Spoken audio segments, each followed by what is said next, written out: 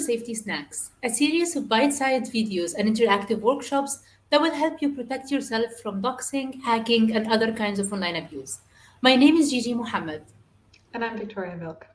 and we run PEN America's Online Abuse Defense Program. As journalists, it's very hard not to have an online presence, but that increases our risk of online abuse. Doxing is a tactic that is very scary.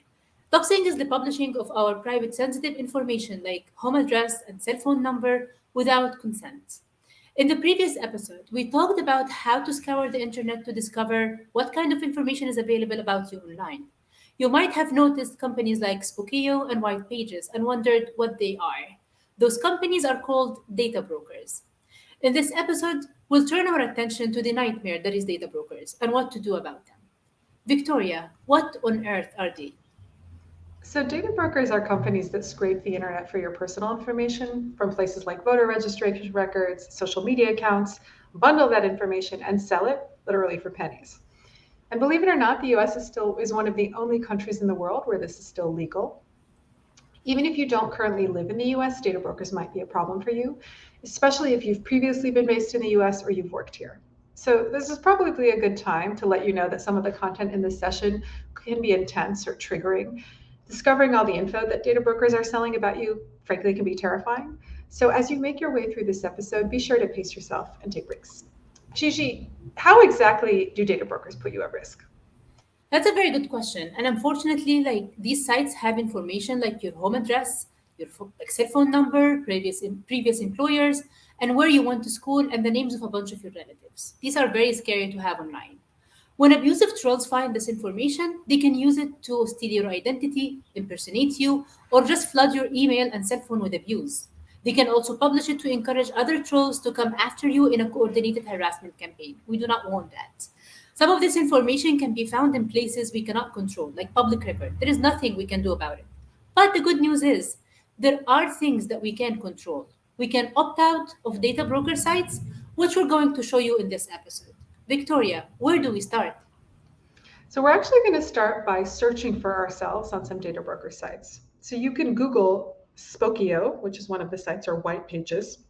Open the site and search for your full name. This is what shows up on Spokeo when we search for Mark Zuckerberg. Just a note, though, that we blurred the results to respect the privacy of all the Mark Zuckerbergs on these websites. But as you can see, Spokeo includes a whole lot of information. If you have a really unique name, say Victoria Vilk, you are more likely to find yourself.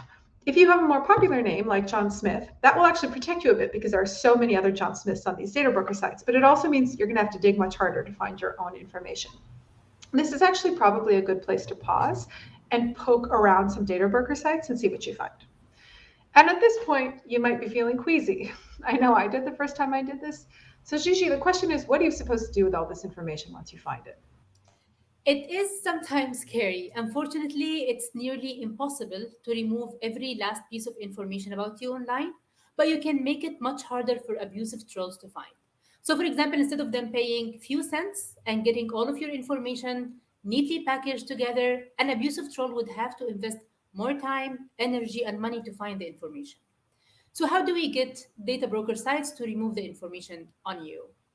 Well as with all of the things in life, there is a labor-intensive free way to do it, or you can pay a company that would do it on your behalf.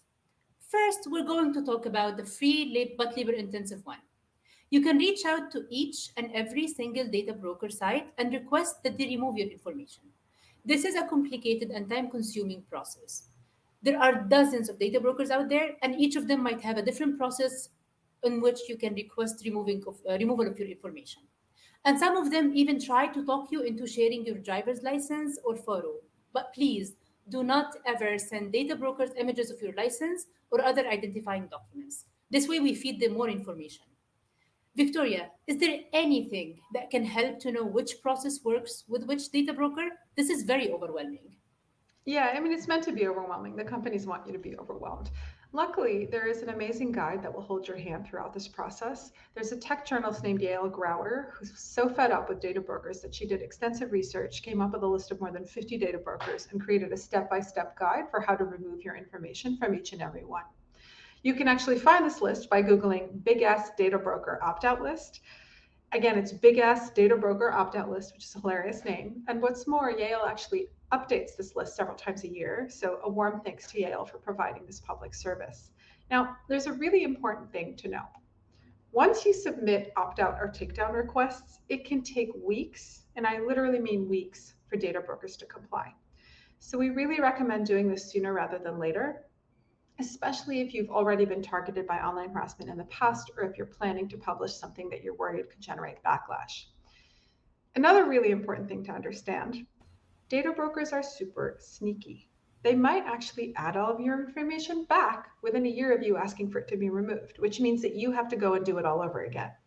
So this is something that you actually need to do once or twice a year. You can think of it as a kind of really, really annoying spring cleaning. Now, if you're listening to this and thinking, are you out of your mind, Victoria? There's absolutely no way I have the time to do this. I completely sympathize. You can pay a company to do it for you. Gigi, talk us through how it would work. This is the time for what saves time for you. There are multiple services that will scrub your information from data broker sites. You can take a look at Delete Me, Canary, Optree, and OneRip, but we recommend that you do some research and figure out which one is best for you. The way these data scrubbing services work is that they reach out to data brokers on your behalf and ask them to remove your information. They send requests, wait for responses, and nag until the data broker comply. And they send you reports regularly with detailed outlines of the progress they're making. They will continue to do this for you repeatedly as long as you continue to pay them. Remember, as Victoria mentioned before, the opt out requests take time, so do them in advance. And while many of these data scrubbing services are quite effective, but sometimes they miss some stuff, and you can just reach out to them for support if needed. One last very important point. As you might have noticed, you might find your records linked with family members, parents, siblings, spouses, and even children. So, if you are someone who is concerned that you will be targeted for your identity or for the subjects that you write about, you may want to consider doing some additional research on the type of information they have on your family. And that seems like enough for one day. Agreed. Thank you for watching the second episode of Safety Snacks. If you got stuck on anything in this video and need help, or even if you just need some moral support, we'll be running a live workshop on this content on Thursday, June 16th at noon ET. So be sure to tune in. Gigi? In the next episode, we will talk you through how to protect yourself from hacking using something called multi factor authentication. If you are wondering what a factor is and how that will help you, be on the lookout for the third episode of our digital safety snacks. Remember, stay safe online and do not forget to grab your next safety snack.